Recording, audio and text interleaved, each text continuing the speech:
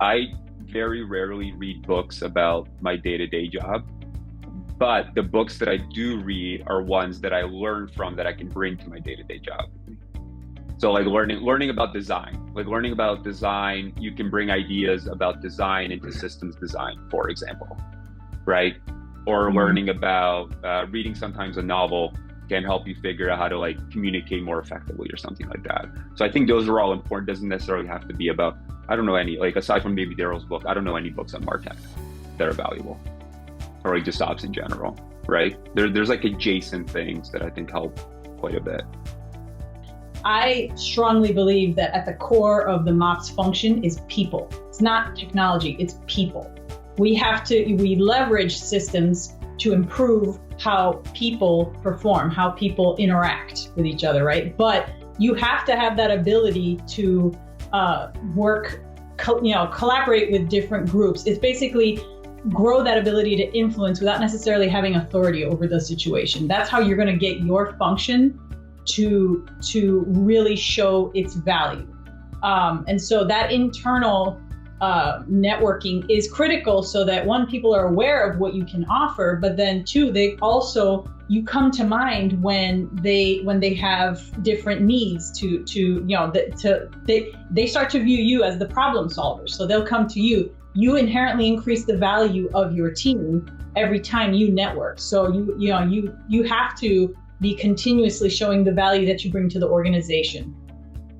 And the quickest way that I've seen people accelerate their career is find a director, VP, C-level, depends on your organization.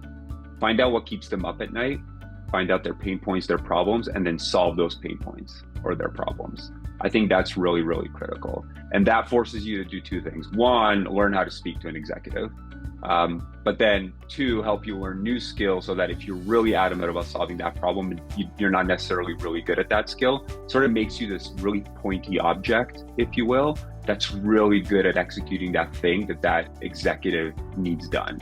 And then they think of you again when they move on or when there's like other opportunities at the company.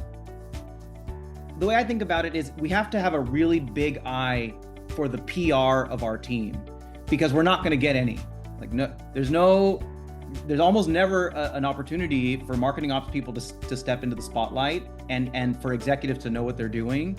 So I find myself, if I see something, there is a project where we can run it and I can sign my name on it, I like go after it, like 100%. And it may, it may mean like working like on the weekends a little bit, but just by regularly managing your perception within the company, it just goes so far.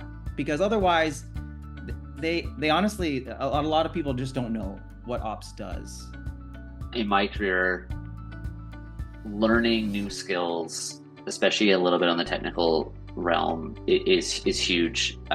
It gives you the chance to find problems, look at solutions for them, and be able to speak intelligently with other teams like data engineering and analytics, and really working with those teams to understand and to speak their language.